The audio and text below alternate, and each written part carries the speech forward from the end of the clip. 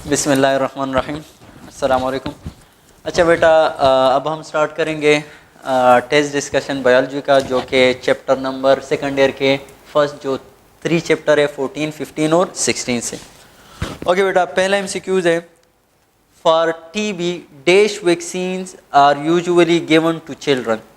तो एक है साल्क जो कि पोलियो के लिए इस्तेमाल होता है, दूसरा है सेबन वो भी पोलियो के लिए।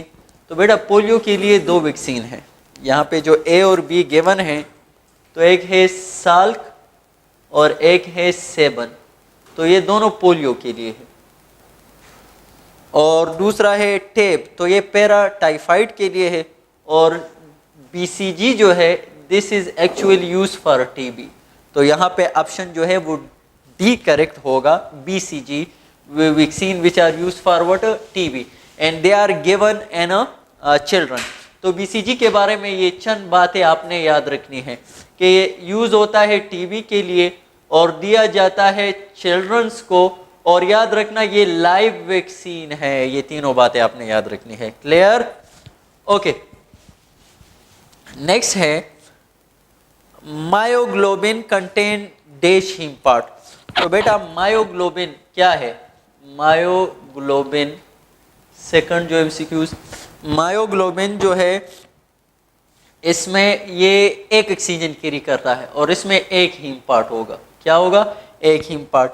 जबकि हीमोग्लोबिन में हमारे पास 4 हीम पार्ट होते हैं और वो 4 ऑक्सीजन कैरी करते हैं। मायोग्लोबिन ये भी आपके पास ऑक्सीजन स्टोरिंग पिगमेंट है और it is present in muscle. Clear? अच्छा, थर्ड है which of the following is are not concern with inhalation. Inhalation के दौरान क्या नहीं होता? तो सबसे पहले इनहेलेशन के मैं चंद एक्टिविटी आपको बताऊं। अच्छा बेटा, इनहेलेशन में याद रखना, जब हम इनहेलेशन करते हैं तो डायाफ्राम जो है वो क्या होता है? डायाफ्राम कंट्रैक्ट होता है। दूसरा, और कंट्रैक्ट या फ्लैट शेप हो जाता है। क्लियर? और दूसरा जो इंटरकास्टल मसल है, इंटरकास्टल मसल वो भी क्या होते हैं? दे आल्सो कंट्रैक्ट, वो भी कंट्रैक्ट हो जाते हैं। जब ये दोनों कंट्रैक्ट हो जाते हैं तो लंग्स को स्पेस मिल जाता है एंड लंग वॉल्यूम इंक्रीज हो जाता है। और जब वॉल्यूम इंक्रीज हो जाएगा क्या होगा? प्रेशर जो है यहाँ पे डिक्रीज हो जाएगा और air will rushes into our lung. तो यहाँ पे फर्स्ट ऑप्शन है कंट्रैक्शन ऑफ डायाफ्राम, हाँ this is concern with inhalation. दूसरा है flat shape of diaphragm, this is also concern with inhalation. C है downward movement of rib cage, तो downward movement of rib cage जो है वो नहीं होती, बल्कि यहाँ पे जो है जब इंटरकास्टल मसल कंट्रैक्ट होंगे तो फॉरवर्ड या अपवर्ड मूवमेंट होगी। किसकी? मूवमेंट ऑफ रिब केज होगी। डन? तो यहाँ पे जो सी ऑप्शन है दैट इज एक्सेप्शनल, बाकी सारे जो है क्या है? करेक्ट है about what? Inhalation. So that's why option C is correct. Okay, next है fourth, dash percent of oxygen is carried by plasma and dissolve form. Okay बेटा, ऑक्सीजन की ट्रांसपोर्टेशन जो है एक हीमोग्लोबिन करता है, किसके अंदर? आरबीसी के अंदर, और दूसरा जो है डिजॉल्व फॉर्म में, प्लाज्मा में। तो बेटा याद रखना 97% of oxygen is transported by RBC while only 3% is in dissolved state, and that is by plasma. Clear? So that's why option A is correct, that is 3%. Fifth MCQs है, the center of porphyrin in the head region of hemoglobin is occupied by। बेटा एक है haemoglobin, दूसरा है हमारे पास chlorophyll. तो chlorophyll और haemoglobin दोनों का जो प्रोफायरिन रिंग है, this is what? Porphyrin ring. बेटा दोनों का प्रोफायरिन, दोनों में होता है ये प्रोफायरिन रिंग, लेकिन हीमोग्लोबिन में याद रखना यहाँ पे आयरन होगा, जबकि क्लोरोफिल में आयरन के बजाय क्या होगा? यहाँ पे मैग्नीशियम होगा। क्लियर? तो सेंट्रल एटम जो हीमोग्लोबिन का होता है वो क्या होता है? Fe iron. Option A is correct. Okay, next है sixth, which of the following is a part of lower respiratory tract.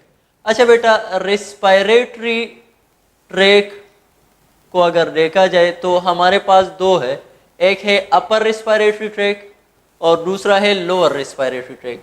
तो बस आसान से आपको बता दूं, नोज और फेरिंग्स, नोज और pharynx both are part of upper respiratory tract, और नोज और फेरिंग्स के अलावा नीचे जितने भी ट्रेकिया, लेरिंग्स, ब्रांकाई, ब्रांकियोल, वो सारे क्या है, they are lower respiratory tract. तो दैट्स व्हाई यहाँ पे larynx, trachea, bronchi all are the lower respiratory tract parts. So option D is correct, that is all. Next है बेटा 7th, both skeletal muscle and cardiac muscle are dash. तो बेटा यहाँ पे चंद मैं आपको बता दूं, स्केलेटल मसल और कार्डियक मसल। तो स्केलेटल मसल और कार्डिक मसल दोनों क्या है, स्ट्राइएटेड है। क्या है, स्ट्राइएटेड है। अच्छा, दूसरा कार्डिक मसल और स्मूथ मसल, अगर इनमें हम देख ले तो cardiac muscle, both cardiac muscle and smooth muscle they are involuntary. दोनों, इन दोनों में क्या होता है, कॉमन, इनवॉलंटरी है दोनों। अच्छा, और इसी तरह अगर स्मूथ मसल और स्केलेटल मसल में कॉमन बात देखी जाए तो दोनों, both are non myogenic. Non myogenic, myogenic जो कि अपना कंट्रैक्शन और रिलैक्सेशन जो है खुद रिस्पॉन्सिबल है, अपने कंट्रैक्शन और रिलैक्सेशन के लिए खुद रिस्पॉन्सिबल है, तो उसको हम क्या कहेंगे, मायोजेनिक। और मायोजेनिक कौन है हमारे पास, कार्डियक मसल है। तो बेटा अगर स्ट्राइएटेड आ जाए तो ये स्ट्राइएशन जो है both cardiac and skeletal muscle में, अगर इनवॉलंटरी आ जाए तो ये दोनों में कॉमन है, स्मूथ और कार्डिक मसल में, और अगर नॉन मायोजेनिक करेक्टर आ जाए तो this is common both in skeletal muscle and smooth muscle. तो बेटा स्ट्राइएशन जो है this is common both in what, both in skeletal muscle and cardiac muscle. और कार्डिक मसल और स्मूथ मसल में एक इनवॉलंटरी और दोनों में एक और कॉमन है, और वो क्या है, यूनिन्यूक्लिएटेड है। दोनों हमारे पास क्या है, यूनिन्यूक्लिएटेड है। क्लियर। अच्छा बेटा नेक्स्ट है 8th,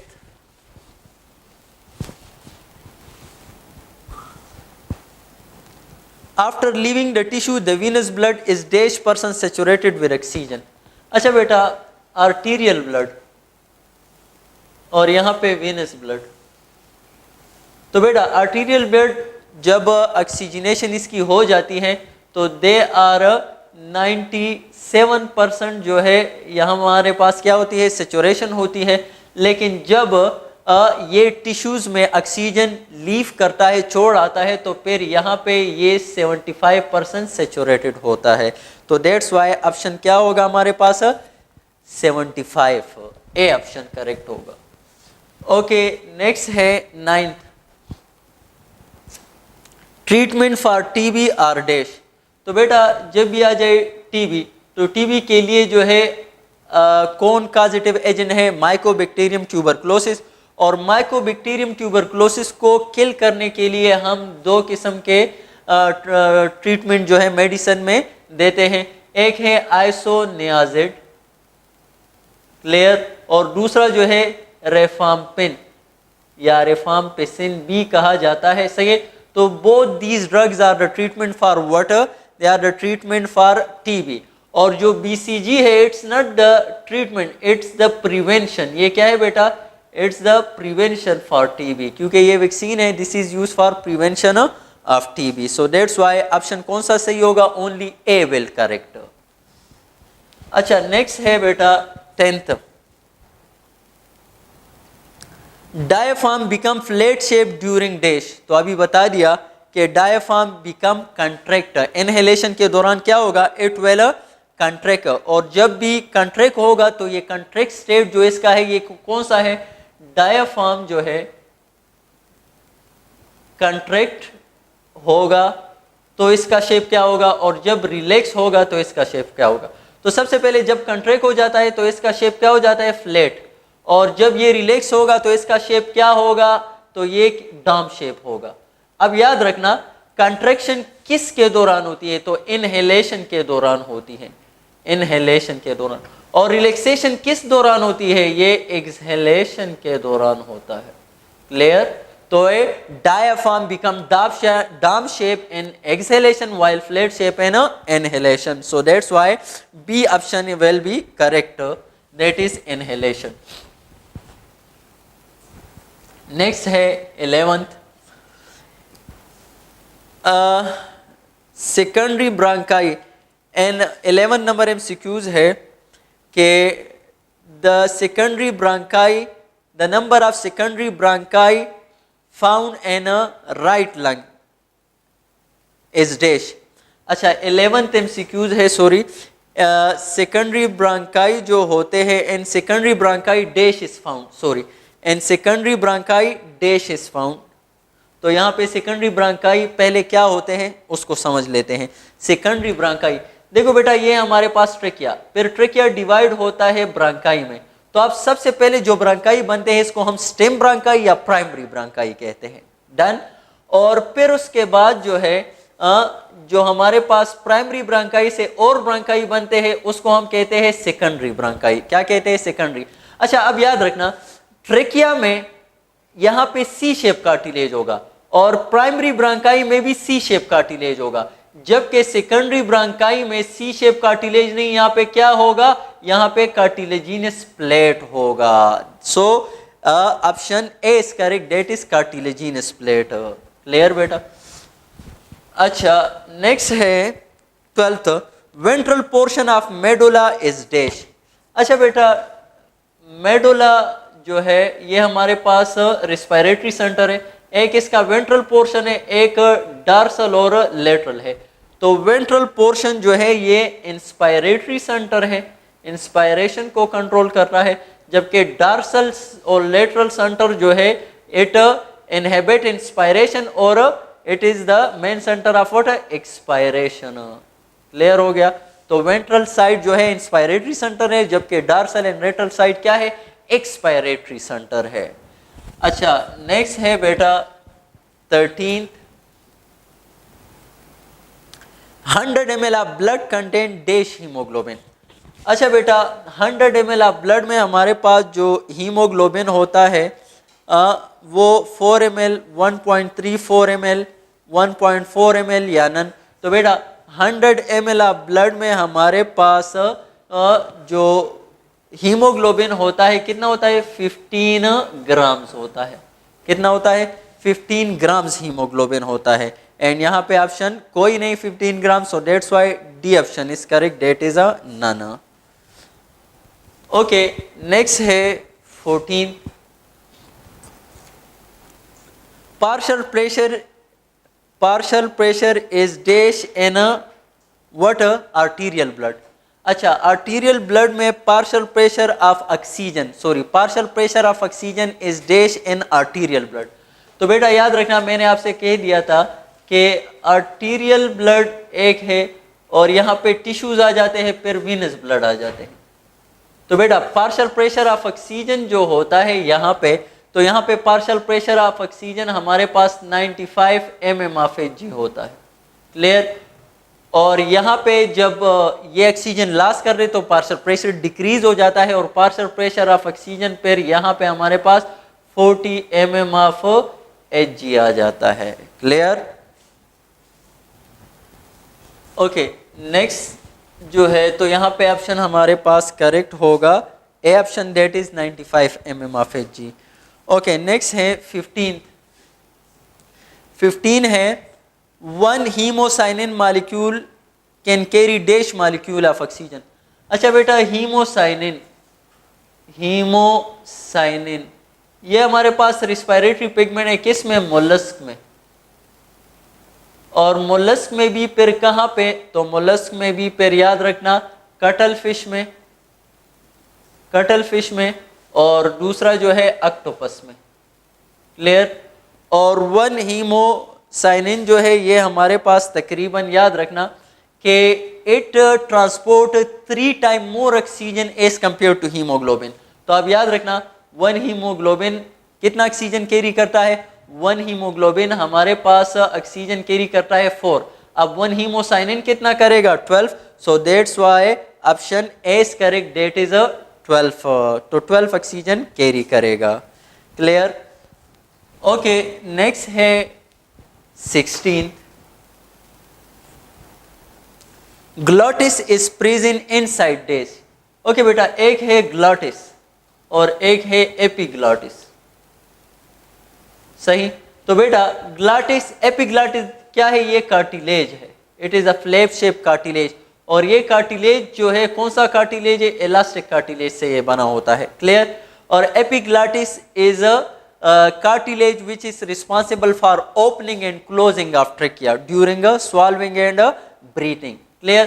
और glottis जो है it is the cavity inside what larynx। तो larynx के अंदर जो cavity होती है उसको हम क्या कहते हैं? glottis। और glottis के ऊपर, एपी मीन ऊपर, ऊपर जो cartilage होता है उसको हम क्या कहते हैं? epiglottis कहते हैं। so that's why यहाँ पे ऑप्शन जो है हमारे पास कौन सा करेक्ट होगा? सी करेक्ट होगा, larynx।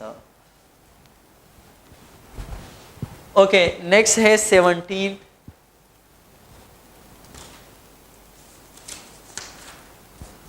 Which one is true about adult mail vocal card? अच्छा बेटा याद रखना, वोकल कार्ड जो है वो हमारे पास या तो थिक होगा या थिन होगा। तो थिक जो है ये किस में होता है? ये एडल्ट में होता है। और थिन जो है वो किस में होता है? फीमेल्स में और बच्चों में, चिल्ड्रंस में, क्लियर। अच्छा अब याद रखना, थिक वोकल कार्ड जो है प्रोड्यूस लो पिच साउंड और ये जो है हाई पिच साउंड प्रोड्यूस करता है, क्लियर। तो अब यहां पे देख लेते हैं, large with high pitch sound नहीं, लार्ज विद हाई, लार्ज अगर होगा तो पिच साउंड क्या होगा? वो लो होगा। Small with low pitch sound नहीं। अच्छा, large with low pitch voice, तो हाँ लार्ज और थिक, यहाँ पे option sorry thick with low pitch sound. So that's why कौन सा ऑप्शन सही होगा हमारे पास? ऑप्शन सी करेक्ट होगा, thick with low pitch sound, clear.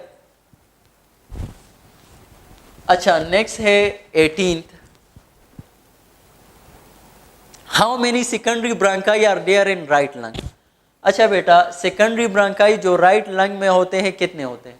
तो बेटा आपको मैंने बता दिया, ये है ट्रेकिया, ट्रेकिया के बाद ये प्राइमरी ब्रांकाई, और प्राइमरी ब्रांकाई में फिर हमारे पास जो फर्दर और ब्रांचेज आते हैं इसको हम सेकेंडरी ब्रांकाई कहते हैं। अब ये सेकेंडरी ब्रांकाई राइट लंग में 3 होते हैं, 1 2 3, जबकि लेफ्ट लंग में हमारे पास 2 होते हैं। सो दैट्स वाई कौन सा ऑप्शन सही होगा? Option D is correct, that is 3।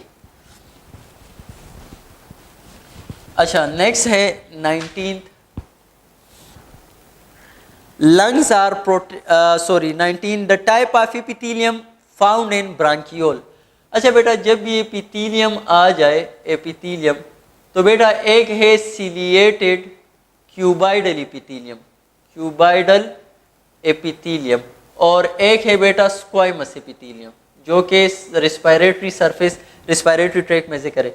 तो ciliated cuboidal epithelium is found in bronchioles while squamous epithelium is found in alveoli, that is, so यहाँ पे ऑप्शन कौन सा होगा? ciliated cuboidal epithelium।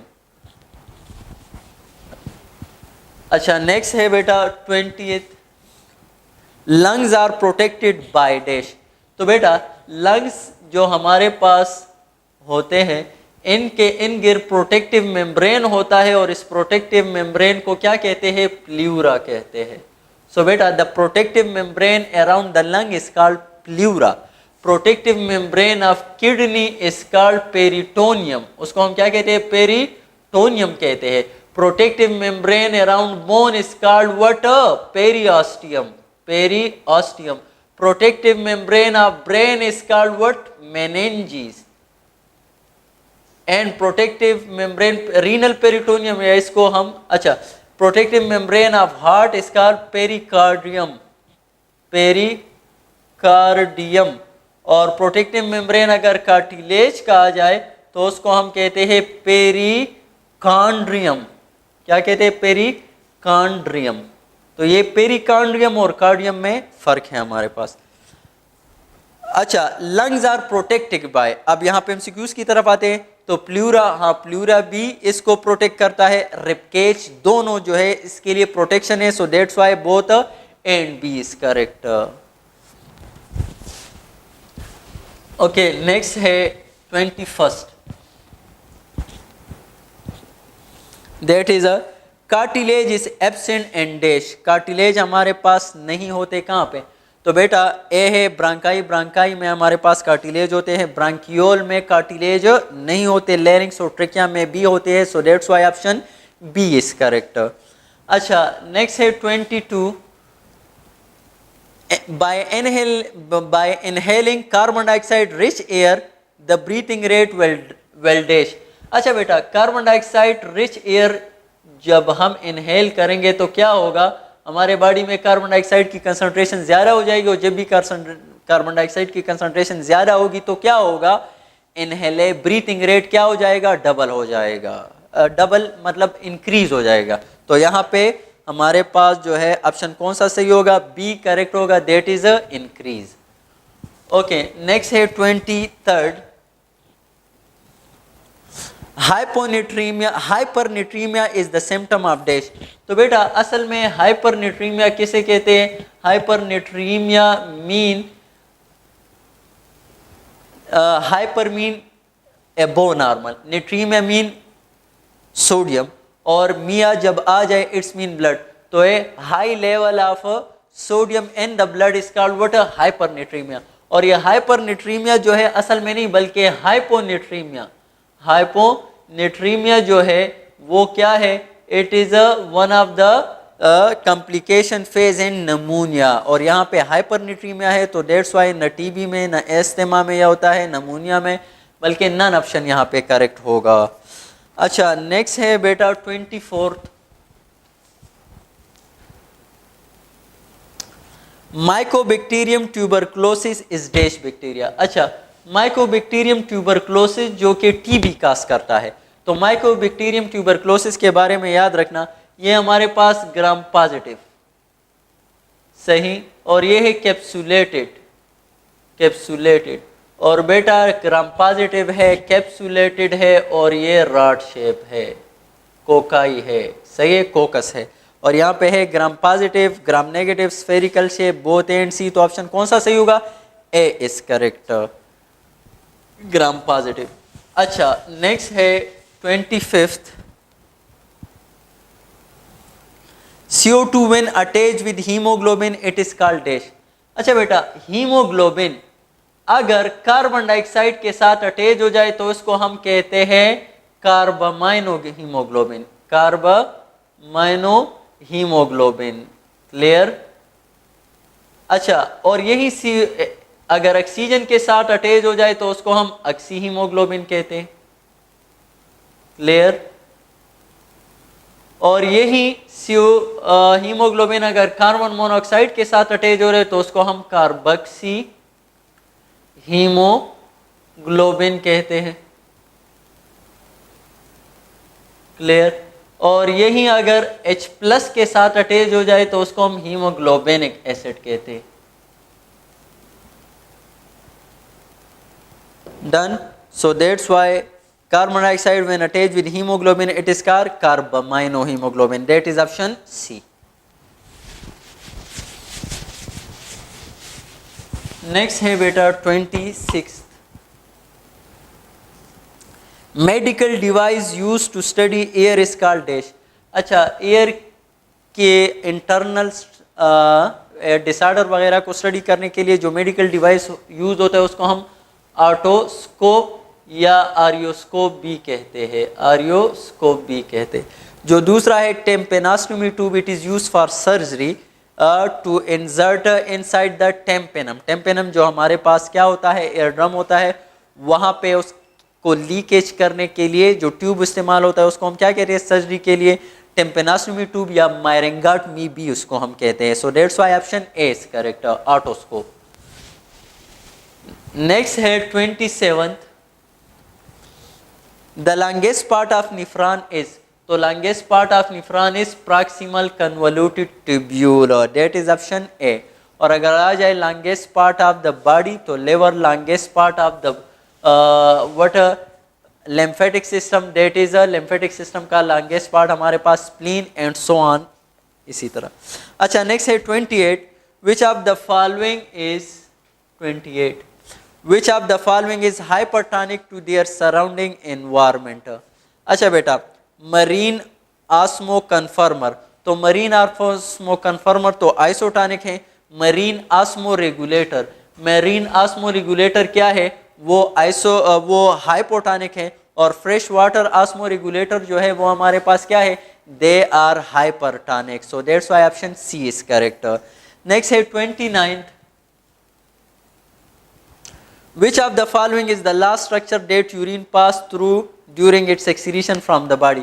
अच्छा बॉडी से जब यूरिन आउटसाइड जाएगा तो लास्ट स्ट्रक्चर हमारे पास क्या है, दैट इज कौन सा, यहाँ पे क्या है, किडनी, फिर यूरेटर, फिर यूरिनरी ब्लैडर और लास्ट हमारे पास क्या होगा, यूरेथ्रा. और यूरेथ्रा के बारे में याद रखना ये हमारे पास 2 to 3 सेंटीमीटर है फीमेल में, क्लियर, और इट इज़ अबाउट 20 सेंटीमीटर ये किस में, मेल में. तो ये एक डिफरेंट है. यूरेथ्रा के बारे में एक और बात याद रखना, फीमेल में it is only passage way for urine, while male में जो है it is the dual function, एक passage way for urine and plus semen. तो सीमन के लिए और यूरिन बोथ के लिए जो पैसेज वे है वो मेल में कौन है, वो यूरेथ्रा है, जबकि फीमेल में it is only passage way for urine. अच्छा नेक्स्ट है 29 के बाद 30. Which of the following is the 30 marine animal osmoregulator face the problem of dash. अच्छा मरीन जो एनिमल होते हैं तो याद रखना मरीन एनिमल में हमारे पास आस्मो कन्फर्मर भी है, आस्मो कन्फर्मर्स भी है. और आस्मो कन्फर्मर कौन है, साइक्लोस्टोम्स हो गया सही, और दूसरा कार्टिलेजिनस फिश हो गया, कार्टिलेजिनस फिश. तो इनको तो कोई प्रॉब्लम नहीं क्योंकि इसका जो एनवायरनमेंट के साथ कंसंट्रेशन है वो इक्वल है. लेकिन आस्मो रेगुलेटर जो यहाँ पे मौजूद है, आस्मो रेगुलेटर, तो आस्मो रेगुलेटर जो है यहाँ पे let's suppose this is environment, ये है आस्मो रेगुलेटर. तो बेटा आस्मो रेगुलेटर यहाँ पे इसके लिए जो एनवायरनमेंट होता है वो हमारे पास हाइपोटोनिक होता है और यहाँ पे इसका इंटरनल सोल्यूशन क्या होता है, हाइपोटोनिक. इससे पहले एमसीक्यूज में. अब इसको प्रॉब्लम क्या फेस होता है, तो प्रॉब्लम ये है कि चूंकि यहाँ पे हाइपरटोनिक और ये हाइपोटोनिक है तो they face the problem of water loss, water loss. दूसरा अब जब वाटर लॉस होगा तो ये ज्यादा पानी पिएंगे, जब ज्यादा पानी पिएंगे तो इसके बॉडी में क्या एक्सेस अमाउंट ऑफ साल्ट आएगा.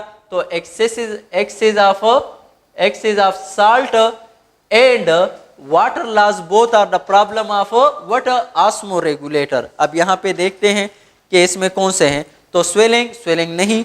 दूसरा है लॉस ऑफ वाटर, हाँ loss of water is one of the problem for marine animal. And third one, excess of salt is also a problem for marine animals. So that's why both option कौन सा होगा, B and C correct होगा, and that is a D. Clear? Okay, next है 31st.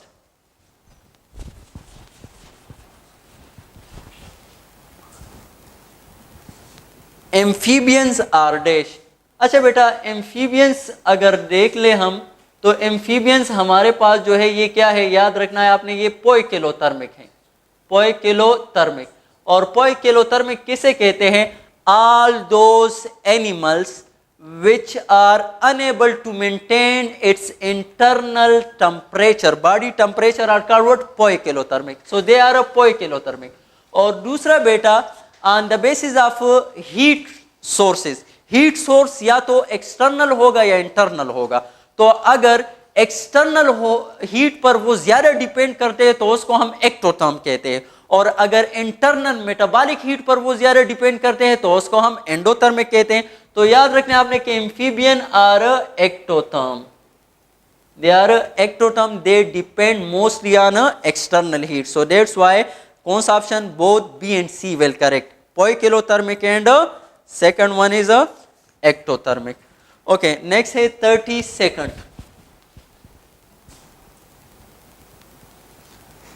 Which of the following need no water to drink? अच्छा बेटा याद रखना अगर आ जाए कि which of the following need more water to drink, तो बेटा यहाँ पे दो एग्जांपल दूंगा, एक है फ्रेश वाटर एनिमल और दूसरा है fresh water osmo regulator, clear, और एक है हमारे पास मरीन ऑस्मो रेगुलेटर। अब दोनों का कंपैरिजन करते हैं। तो बेटा लेट सपोज ये फ्रेश वाटर जो है एनिमल है, ऑस्मो रेगुलेटर है, और यहाँ पे इसके अराउंड फ्रेश वाटर मौजूद है। फ्रेश वाटर के लिहाज से इसका जो बॉडी है वो क्या है, हाइपरटोनिक है। अब जब हाइपरटोनिक होगा तो water will enter into their body passively, so therefore they need no water to drink, so that's why option कौन सा सही है, A will correct, fresh water जो हमारे पास फिशेज है वो। अच्छा, दूसरा जो है मरीन ऑस्मो रेगुलेटर जो है, तो मरीन ऑस्मो रेगुलेटर याद रखना, let suppose these are marine osmoregulator, और यहाँ पे जो इसके बॉडी के इर्द गिर्द जो सोल्यूशन है दिस इज अ कंसंट्रेटेड, और इसके बॉडी के इंटरनल जो एनवायरनमेंट है ये हाइपोटोनिक है। अब यहाँ पे क्या होगा, they will face the problem of water loss, तो जब वाटर लॉस ये फेस करेगा they will drink more water. तो अगर आ जाए marine osmoregulator, so they will drink more water, while fresh water जो ऑस्मो रेगुलेटर है they need no water to drink, so that's why option कौन सा सही होगा, ए विल करेक्ट। अच्छा, नेक्स्ट है 33rd,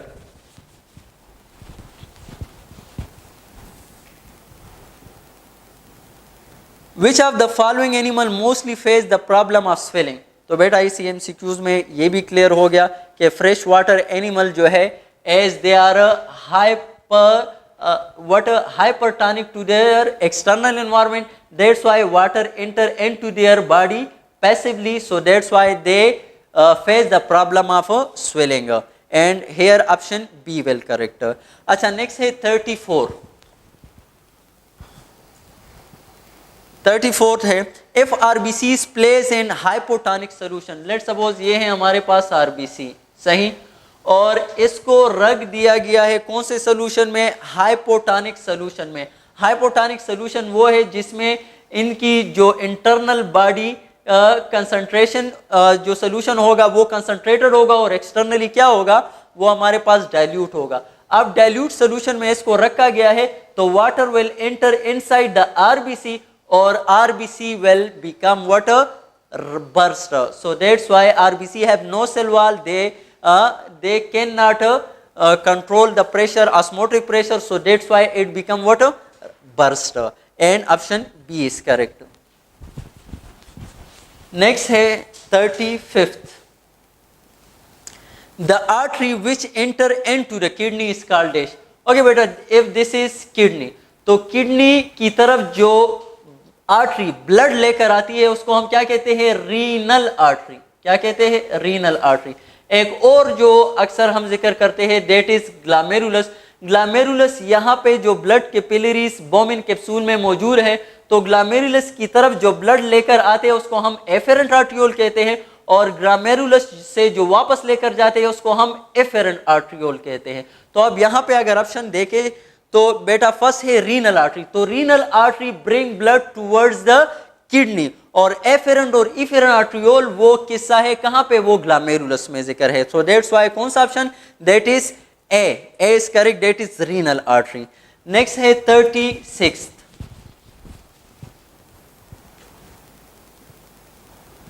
50% of the body heat loss through dash. अच्छा, heat loss जो है बॉडी से, हीट लॉस के एक रेडिएशन के जरिए, दूसरा हमारे पास convection, and third one is radiation, convection and conduction.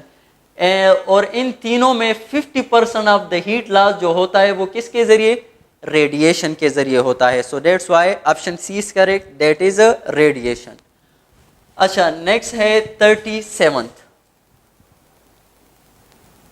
Ammonia is days time more toxic than urea.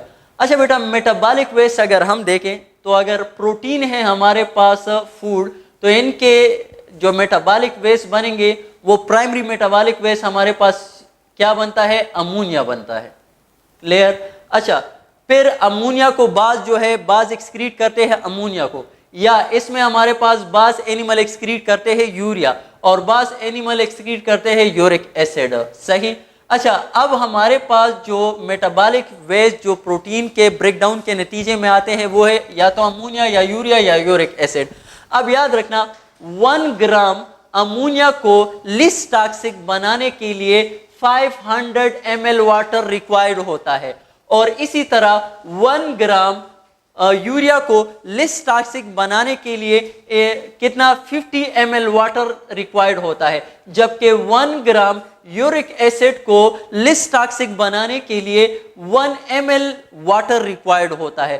तो अब यहाँ पे वो तमाम एनिमल जो कि अमोनिया को एक्सक्रीट करेंगे they are called ammonotelic, while all those animal which excrete urea are called ureotelic, or while all those animals which excrete uric acid are called what? Uricotelic. अब इन तीनों में highly toxic कौन है? तो ammonia is highly toxic because it required much more water as compared to urea and uric acid for its dilution. तो यहाँ पे ammonia जो है it is 1 lakh time more toxic than urea.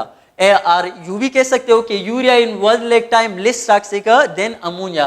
तो अगर इन तीनों में आ जाए कि हाईली टॉक्सिक कौन सा है, अमोनिया है, लेस टॉक्सिक हमारे पास क्या है, uric acid. Uric acid is excreted by birds, bird इसको करते हैं। Urea is excreted by mammals, while ammonia is excreted by aquatic animals. So here option C is correct, that is 1 lakh. Okay, next है 38. Which of the given part of nephron is permeable to water? Okay beta, let's suppose this is nephron, this is proximal convoluted tubule, here is loop of Henle, and this is distal convoluted tubule collecting duct. अच्छा, अब याद रखना the descending loop, ये जो हमारे पास loop of Henley है ये इसका डिसेंडिंग लूप है और ये इसका असेंडिंग लूप है। तो याद रखना डिसेंडिंग लूप ऑफ जो डिसेंडिंग लिम्ब जो है किसका, लूप ऑफ हेनले का, this is permeable to water, what, permeable to water, while ascending जो लिम्ब है this is impermeable to water.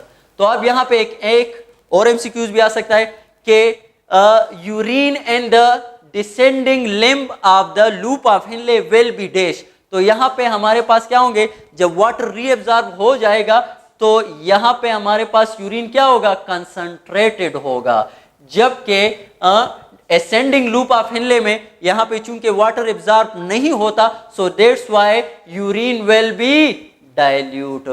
So here option B is correct, that is descending limb of loop of Henle. Next है 39th।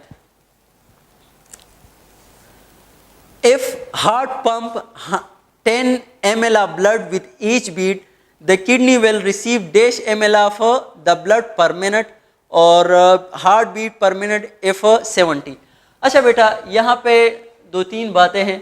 First of all जो heart beat जो होती है तो उसमें आपने जो एग्जैक्ट वैल्यू है यहाँ पे तो 10 ml दिया गया है, लेकिन याद रखना है आपने कि पर बीट जो हार्ट पोर करता है ब्लड इनटू द एओर्टा वो कितना होता है, 85 ml। कितना होता है, 85 ml। अब यहाँ पे 85 नहीं 10 ml का जिक्र हुआ है, सही है बेटा। अच्छा बेटा, अब याद रखना है इस 10 ml में जो कि हार्ट पंप करता है किसको, एओर्टा को, इसमें से 20% जो है वो रिसीव करता है कौन, किडनी। तो किडनी रिसीव करता है इस 10 ml में कितना, 20%। अब वो कह रहे हैं कि पर मिनट कितना रिसीव करेगा किडनी। तो याद रखना पर मिनट के हिसाब से उन्होंने कहा है कि अगर हार्ट बीट जो है वो कितने हैं, 70 है, तो ये 70 हार्ट बीट है और हर हार्ट बीट में जो है 10 ml ऑफ ब्लड जो है वो पोर करता है हार्ट इनटू द एओर्टा। तो टोटल ब्लड कितना होगा, 700 ml हो जाएगा। अब टोटल पर मिनट जो ब्लड हार्ट पोर करता है into the aorta that is 700 ml। अब 700 ml में 20% जो है वो रिसीव करता है किडनी, तो इसका 20% निकाल लेंगे तो ये हमारे पास आ जाएगा that is about 140 ml। So if heart pour 10 ml of blood in each beat, then kidney will receive 140 ml of blood per minute. So that's why option A is correct. That is 140. Next है 40.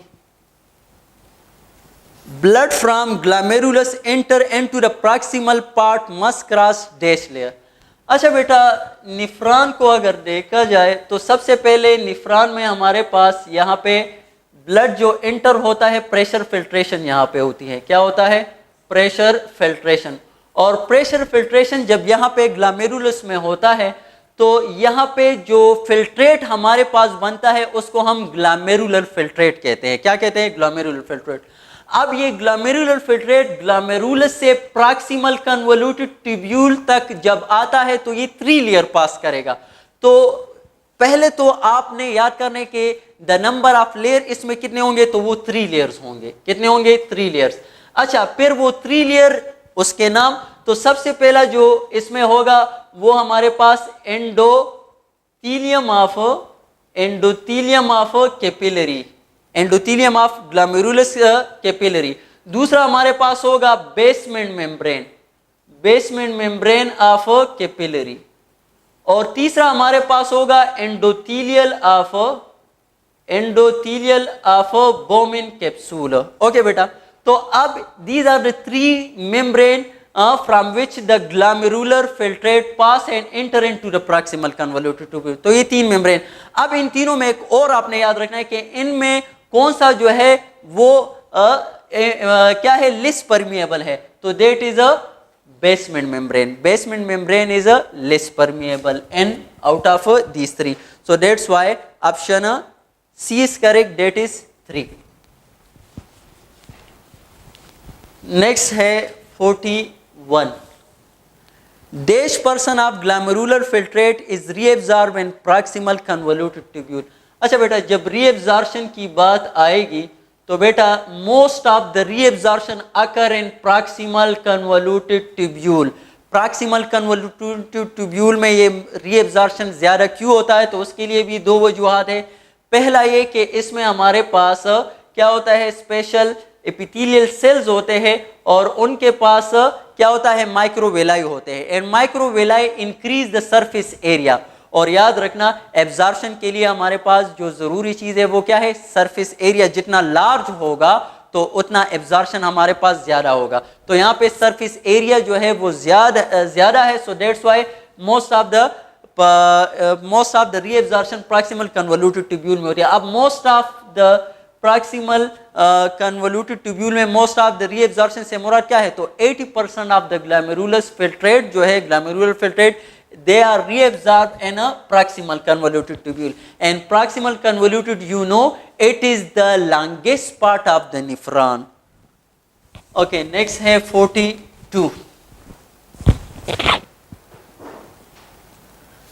If a mammal excrete 10 gram urea, it required dash water. अच्छा बेटा, mammal का मैंने आपसे कह दिया कि mammals are ureotelic. And urotelic are all those animals which excrete urea. और यूरिया का मैंने आपको बता दिया कि 1 ग्राम यूरिया के लिए जो है 50 ml वाटर रिक्वायर्ड होते हैं. तो अब 10 ग्राम यूरिया के लिए जो है कितने? 500 ml वाटर रिक्वायर्ड होगा. So that's why option D is correct. That is a 500 ml. Next है 43. The total number of bone in the skull are. तो बेटा skull is a part of what? Appendicular skeleton or axial skeleton? It is a part of axial skeleton. And skull has 28 bones. 28 bones में याद रखना, फिर skull में हमारे पास एक है facial bone और दूसरा है cranium. तो facial bone जो है वो कितने हैं? They are 14. cranium कितने हैं? 8. और 6 बोन जो रह गए वो किस में होंगे? वो एयर में. So total 28 bones are present in the skull. Next है 44.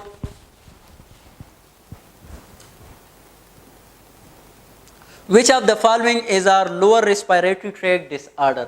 अच्छा बेटा, रिस्पायरेटरी डिसऑर्डर एक है लोअर रिस्पायरेटरी ट्रैक्ट डिसऑर्डर और दूसरा है upper respiratory tract disorder.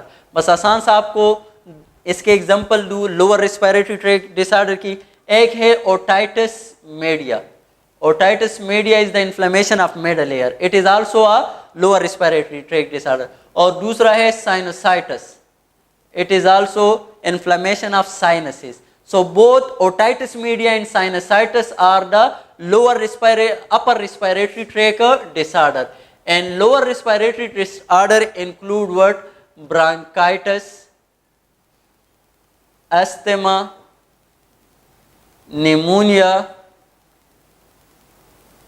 lung cancer and TB, etc. So these are all lower respiratory tract disorder. So that's why option D is correct. That is all. B and C. हाँ अच्छा, next है 45.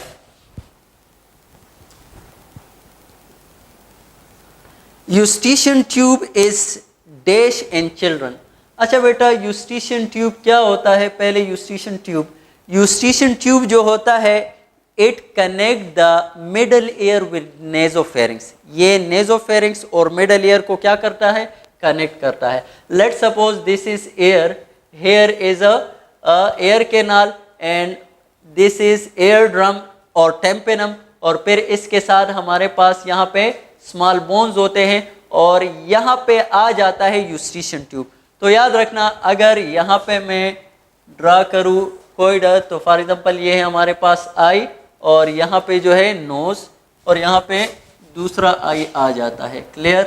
तो बेटा ये Eustachian tube जो है it is present here at the back side of nose. और बेटा याद रखना, ये यूस्टिशियन ट्यूब जो है ये हॉरिजॉन्टल होगा चिल्ड्रन में. तो ये चिल्ड्रन में हॉरिजॉन्टल होता है. दैट्स व्हाई ओटाइटिस मीडिया जो है रिकरेंट होते हैं किस में? चिल्ड्रन में. और वर्टिकल होते हैं, this is vertical but horizontal. अगर यूं हो तो that is horizontal, and horizontal position of Eustachian tube is present in what? Children. So that's why option A is correct. अच्छा, नेक्स्ट है 46.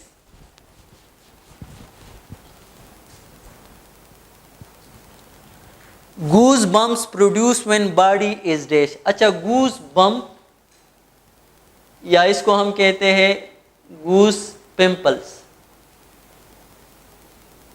बेटा याद रखना, असल में जब भी बॉडी इज ओवर कोल्ड, तो जब भी बहुत ज़्यादा टेम्परेचर लो हो जाता है उस वक्त यहाँ पे स्किन के बिलो जो हमारे पास मसल्स होते हैं दे कंट्रैक्ट, और जब वो कंट्रैक्ट हो जाते हैं the hair become what?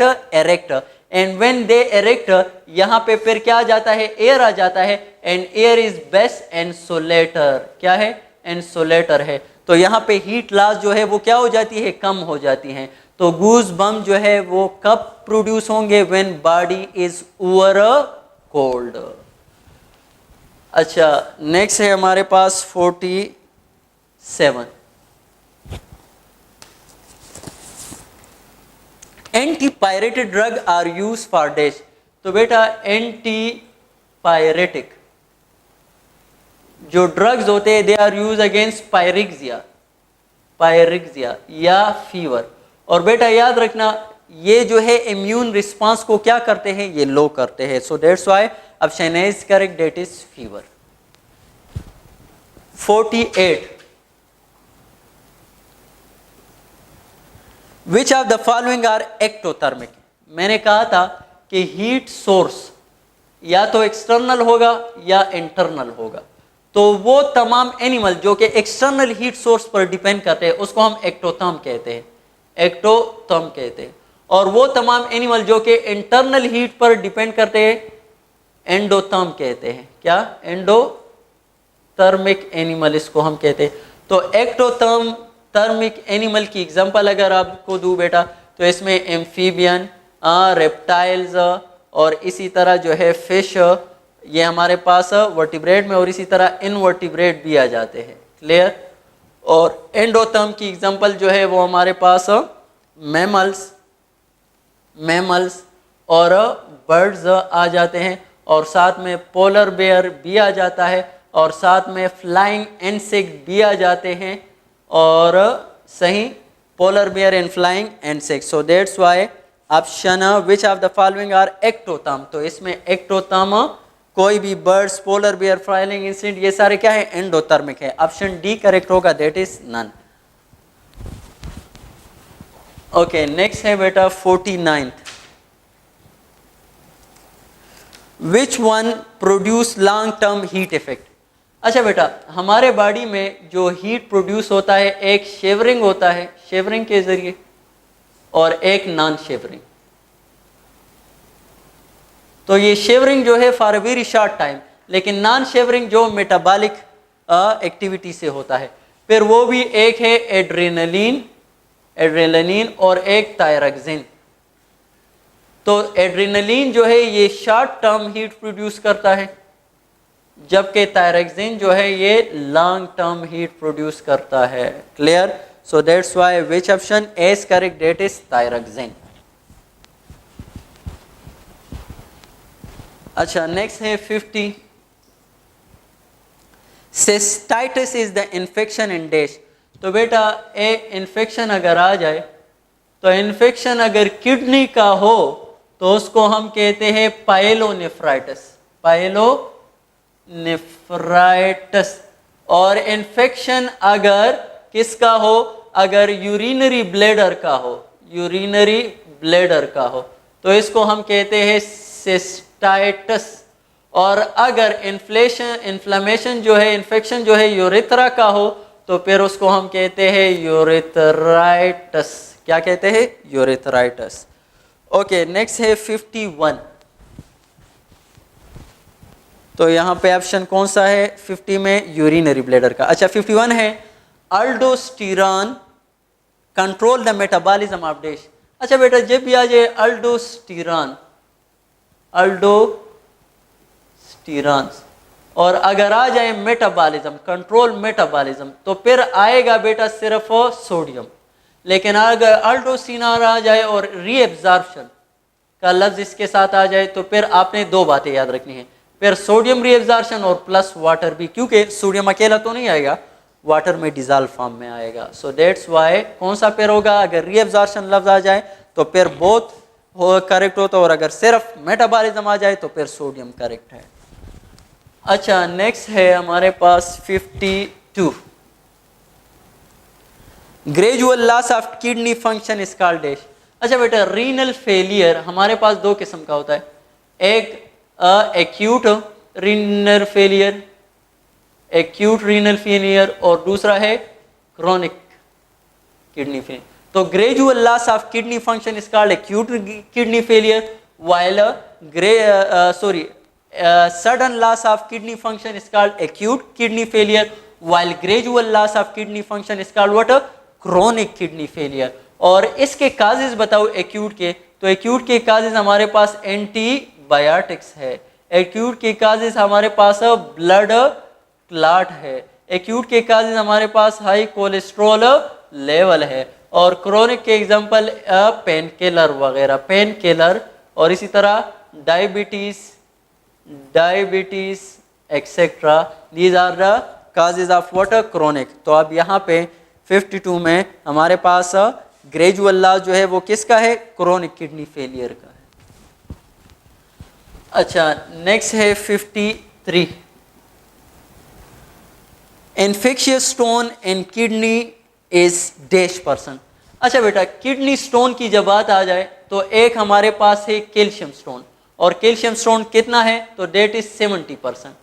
और जब आ जाए बेटा इन्फेक्शियस स्टोन, या इन्फेक्शियस स्टोन को हम कहते हैं स्ट्रोइड स्टोन भी कहते हैं, स्ट्रोइड स्टोन भी कहते हैं, और ये कितना है? 15 to 20%। और दूसरा हमारे पास है अमाइनो एसिड सिस्टीन स्टोन, तो सिस्टीन स्टोन जो है, और दूसरा है uric acid stone, uric acid stone. तो यूरिक एसिड 5 to 10% और ये 1 to 3% है। तो मोस्ट एबंडेंट जो है वो कैल्शियम स्टोन है, और फिर हर एक के वैल्यू। तो यहाँ पे ऑप्शन आएगा 15 to 20%, that is option C. अच्छा, नेक्स्ट है 54, the first successful kidney transplant occur in 1954 between dash, तो that occur between two identical twins. तो बेटा आइडेंटिकल या मोनोजाइगोटिक, या इसको हम क्या कहते हैं, मोनोजाइगोटिक, सही। और नॉन आइडेंटिकल या इसको हम कहते हैं डाइजाइगोटिक, या इसको हम कहते हैं फ्रेटर्नल, या इसको हम कहते हैं मैटरनल। तो बेटा ये तीनों जब आ जाए इससे मुराद आइडेंटिकल, मोनोजाइगोटिक या मैटरनल। अच्छा बेटा आइडेंटिकल ट्विंस क्या होंगे, वन स्पर्म फर्टिलाइज वन वुम, तो यहाँ पे वन स्पर्म वन वुम की फर्टिलाइजेशन से हमारे पास आएगा। और फिर यहाँ पे जब फर्टिलाइजेशन हो गई और इनमें कहीं पे हमारे पास क्या हो गया, दरार आ गया और इससे हमारे पास दो बन गए, तो इससे अलग बच्चा और इससे अलग बेबी पैदा होगा, तो ये क्या होंगे, आइडेंटिकल ट्विंस होंगे। और नॉन आइडेंटिकल ट्विंस ये हमारे पास क्या होगा, टू स्पर्म और टू वुम, तो यहाँ पे ये दोनों क्या होंगे, मुख्तलिफ हो सकते हैं, वहाँ पे वो दोनों एक जैसे हो सकते हैं। अच्छा तो ये था आइडेंटिकल ट्विंस। नेक्स्ट है 55, vasa recta is the capillary found and dash. अच्छा बेटा एक आएगा पेरीट्यूब्यूलर कैपिलरी और एक आएगा वेजा रेक्टा। बेटा याद रखना पेरीट्यूब्यूलर कैपिलरी जो है ये प्रेजेंट होंगे around proximal convoluted tubule and distal convoluted tubule, ये इसके इर्द गिर्द मौजूद होंगे। वेजा रेक्टा जो है वो हमारे पास अराउंड मौजूद होंगे लूप ऑफ हेनले। और याद रखना peritubular capillary they are found in renal peritubular capillary are found in renal cortex, while vesa recta are found in renal medulla, ये हमारे पास रीनल मेडुला में। So that's why option B is correct, that is renal medulla. Clear. Next है बेटा 55,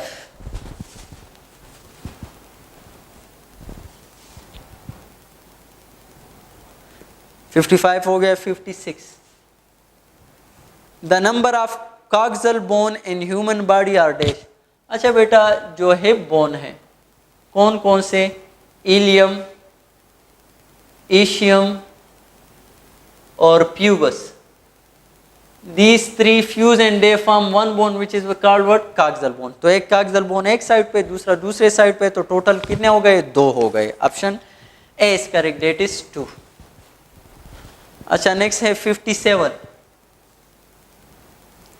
the bone forming cell are called dash.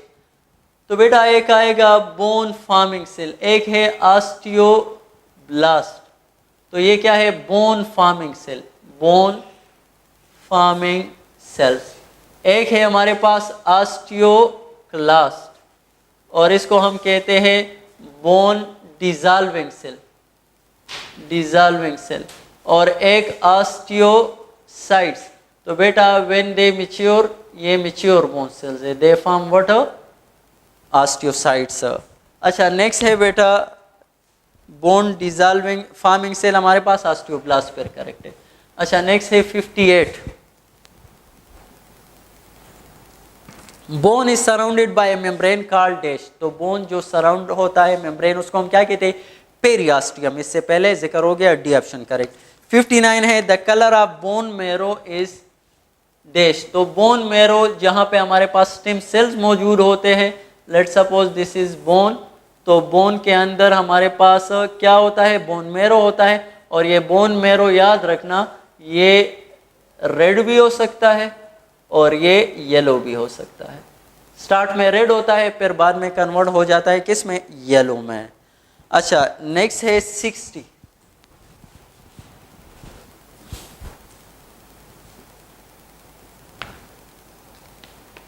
क्या है, sprain is the injury of dash.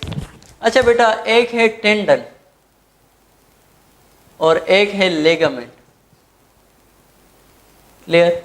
Tendon और ligament में क्या फर्क है, तो बेटा आपको बता दूं, टेंडन जो है part of the muscle attach with bone is called what, tendon. और ligament type of connective tissue which hold 2 or more bones in a joints together. Clear?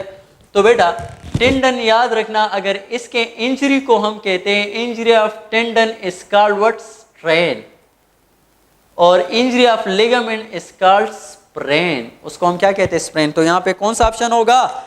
A is correct. अच्छा बेटा जब स्ट्रेन आ जाए, strain, तो strain में दो बातें याद रखनी है, एक है स्ट्रेन और एक है स्टेन। तो स्ट्रेन एक तो इसको हम कहते हैं इंजरी को, injury of what? Injury of किसको कहते हैं? टेंडन को। दूसरा जब स्ट्रेन आ जाए तो आपने देखा होगा कि क्लासिफिकेशन में हमारे पास लार्जेस्ट यूनिट्स किंगडम है और स्मॉलेस्ट यूनिट क्या है? स्पीशीज है। तो कोई आपसे कहे किंगडम से ऊपर कोई यूनिट है, आप कहो हाँ, उसको हम क्या कहते हैं? सुपर किंगडम कहते हैं। क्या कहते हैं? Super kingdom. और सुपर किंगडम जो है, सुपर किंगडम को हम कहते हैं डोमेन। क्या? और लाइफ के कितने डोमेन है? 3 डोमेन है, date is Archie, प्रोकैरियोटा and Eukaryota. और दूसरा स्पीशीज है हमारे पास, स्पीशीज से नीचे भी कोई है? हाँ, सब स्पीशीज, और सब स्पीशीज को हम कहते हैं स्ट्रेन। क्या कहते हैं? उसी स्पेलिंग के साथ, सही है। और ये बैक्टीरिया वगैरह में आपने सुना होगा, स्ट्रेप्टोकोकस निमोनियाई जो निमोनिया काज करता है, उसके तकरीबन 80 डिफरेंट स्ट्रेन है, जिसमें 23 के लिए वैक्सीन अवेलेबल है। तो ये स्ट्रेन लफ्ज वहाँ पे भी आया है। अच्छा बेटा नेक्स्ट है 61।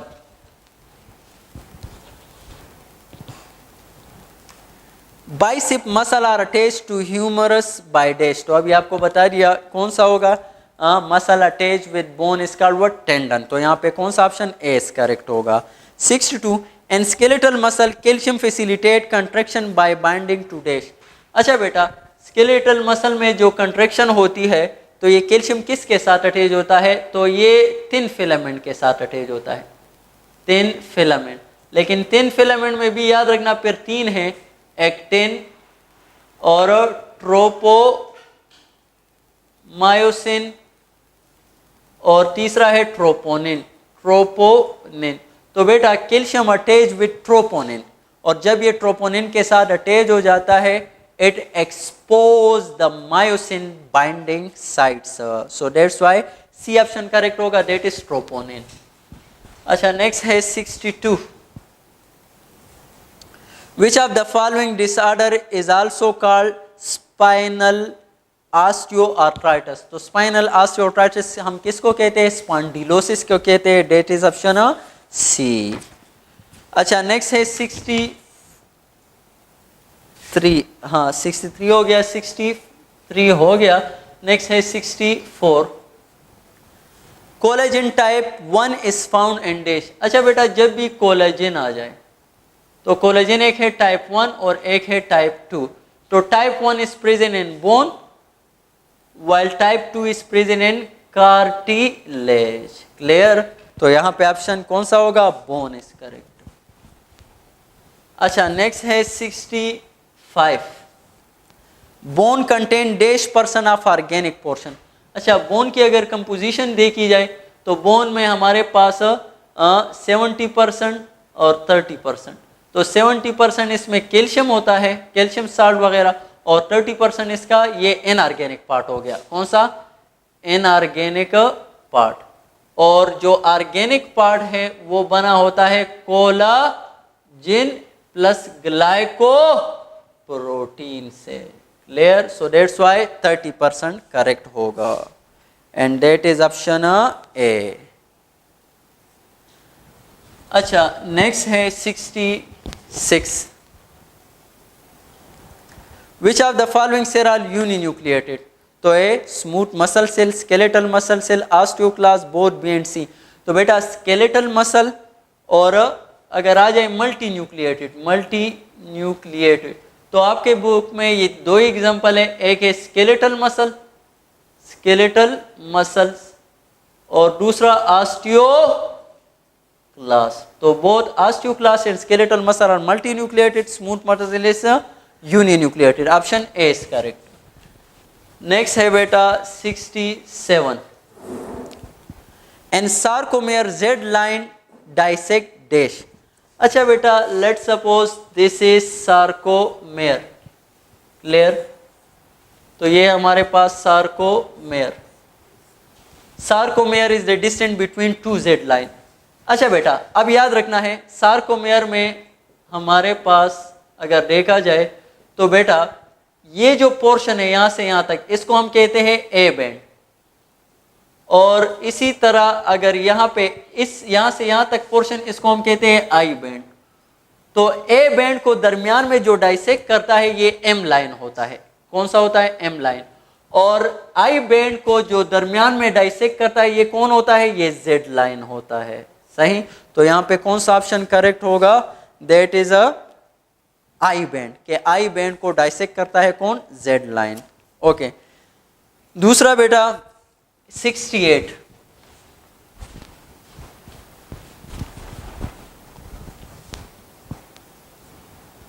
Face contain dash paired bone. अच्छा बेटा, फेस में अगर हम देख ले तो टोटल बोन हमारे पास है 14, फिर इसमें 2 अनपेयर्ड है, क्लियर, और 6 जो है वो पेयर्ड बोन है। सही। तो यहाँ पे कौन सा ऑप्शन सही होगा? 6, that is a D. Next 69, temporal bone is dash. अच्छा बेटा, टेम्पोरल बोन, टेम्पोरल बोन किस में मौजूद है? क्रेनियम में मौजूद है। और टेम्पोरल बोन जो है वो पेयर्ड बोन ऑफ क्रेनियम है। तो that's why option C is correct, that is paired bone of cranium. Next है बेटा 70, these joints are further tightened by ligament. अच्छा बेटा, जॉइंट्स हमारे पास 3 किस्म के होते हैं, फाइब्रस जॉइंट, कार्टिलेजिनियस जॉइंट और साइनावियल जॉइंट। तो फाइब्रस जॉइंट में तो 2 बोन्स के दरमियान जो है वो फाइब्रस कनेक्टिव टिश्यू होता है, और कार्टिलेजिनियस जॉइंट में 2 बोन्स के दरमियान कार्टिलेज मौजूद होता है, और साइनावियल जॉइंट में हमारे पास क्या होता है? केविटी होता है, और इस केविटी में यहाँ पे फर्दर इसको टाइट करने के लिए लिगामेंट होते हैं। तो कौन सा होगा? साइनावियल जॉइंट। लेकिन यहाँ पे साइनावियल जॉइंट नहीं, उसका टाइप जिक्र है। साइनावियल जॉइंट एक है हिंग, इसमें फिर हिंग जॉइंट्स, और दूसरा है हमारे पास बॉल एंड सॉकेट जॉइंट। तो आप देख लेते हैं इसमें कौन सा मौजूद है। तो बेटा इसमें मौजूद है बी, हिंग joint, that is correct option. 71,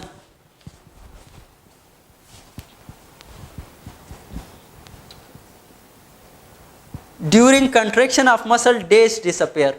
तो बेटा कंट्रैक्शन के दौरान हमारे पास डिसअपियर होता है कौन? तो उसको देख लेते हैं। अच्छा बेटा, यहाँ पे ये रिलैक्स स्टेट है इसका, ये क्या है? रिलैक्स, सार्कोमेयर है, रिलैक्स स्टेट है। अब जब कंट्रैक्शन होगा तो ये इस तरफ आ जाएगा। तो इसको ज़रा मैं यहाँ पे अब बना लूँगा, या चलो वैसा ही सही। सही। अब ये यहाँ तक आ जाएगा, क्लियर। तो अब यहाँ पे अगर देखा जाए ये कौन सा स्टेट हो गया? कंट्रैक्ट स्टेट हो गया, क्लियर।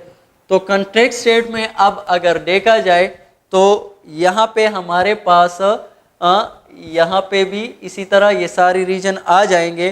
तो during contraction of muscle dash disappear, तो क्या एज जोन हमारे पास ये भी डिसअपियर हो जाएगा, और आई बैंड भी डिसअपियर हो जाता है। सो डेट्स वाई ऑप्शन कौन सा करेक्ट होगा? 71 में एज जोन जो है ए करेक्ट होगा।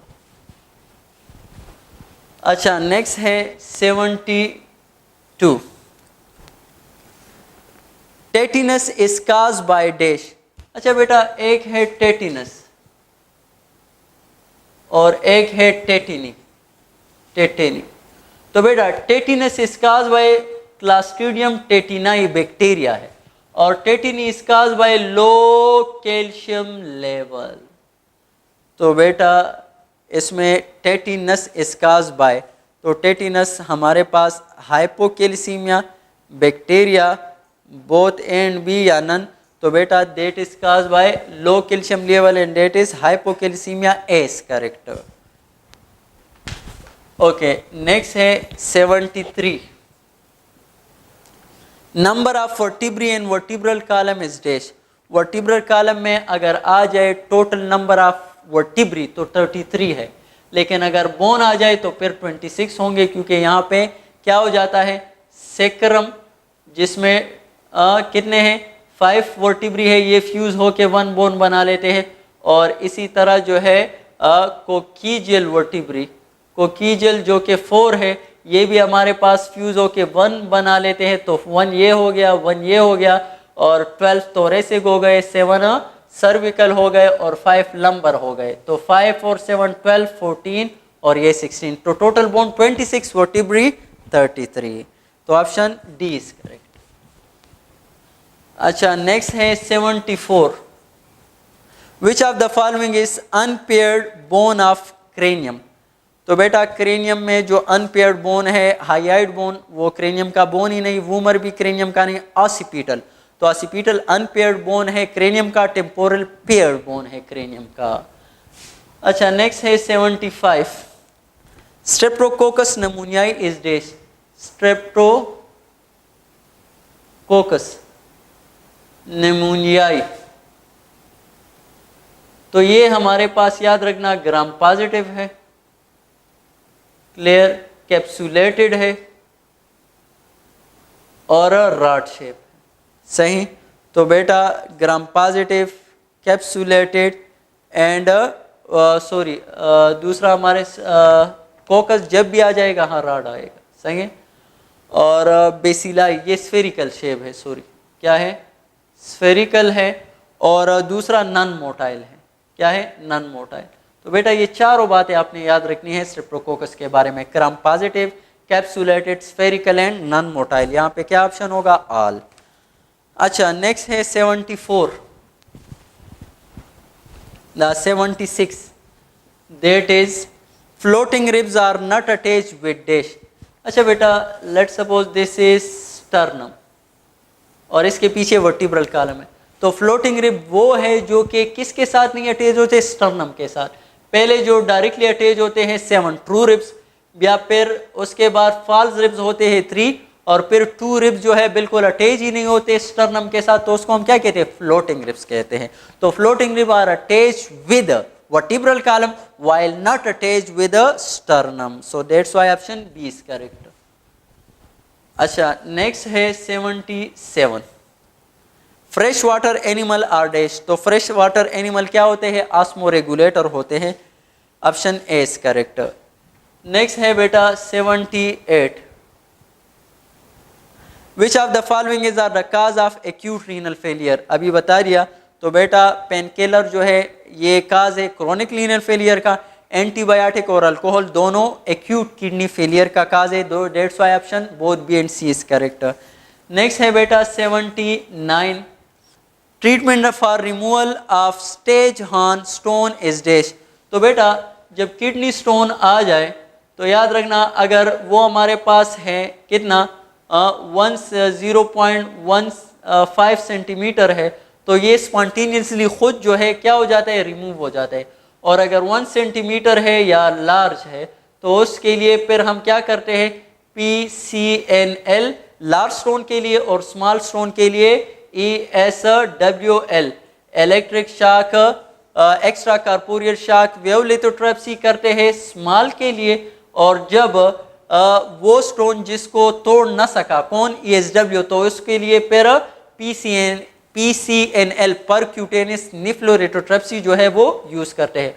और फिर एक दूसरा जो कि PCNL भी उसको न तोड़े, स्टेज हॉर्न जो होता है स्टोन, तो उसके लिए फिर क्या करते हैं, सर्जरी करते हैं। तो that's why option D is correct, that is a surgery. And last MCQs